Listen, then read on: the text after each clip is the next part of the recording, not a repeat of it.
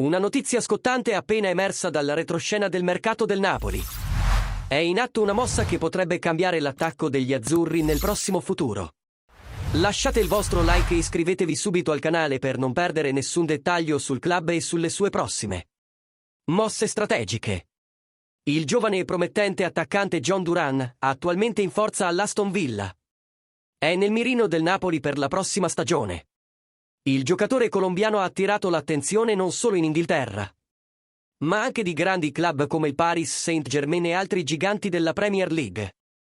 Nonostante la forte concorrenza, il Napoli ha già iniziato a muovere le sue pedine, segnalando un interesse concreto per portare Duran a rinforzare l'attacco per la stagione 2025-26.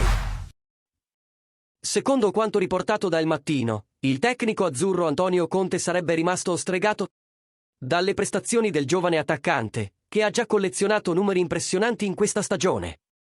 Le fonti confermano che il club ha avuto un colloquio telefonico con l'agente di Duran, mostrandosi interessato a portare avanti la trattativa, ma chiarendo che il trasferimento sarebbe previsto per l'estate e non per la finestra invernale.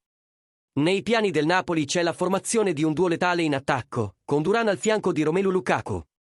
Tuttavia, l'operazione non sarà facile. L'Aston Villa è consapevole del valore di mercato del colombiano e intende alzare la posta in gioco, arrivando a chiedere fino a 80 milioni di euro per il suo trasferimento. Questa valutazione elevata ha allontanato alcune offerte immediate, ma il Napoli sembra intenzionato a esplorare tutte le possibilità per assicurarsi l'ingaggio in futuro. Per ora i colloqui sono in corso e il Napoli spera che nessun club riesca a concludere un affare per Duran in questa stagione. Questo aprirebbe lo spazio per un nuovo tentativo in estate, quando gli azzurri sperano di convincere il giocatore a trasferirsi allo stadio Diego Armando Maradona.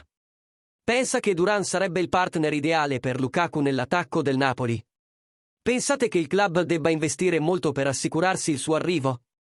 Lasciate le vostre opinioni nei commenti e restate sintonizzati per ulteriori aggiornamenti su questo affare esplosivo.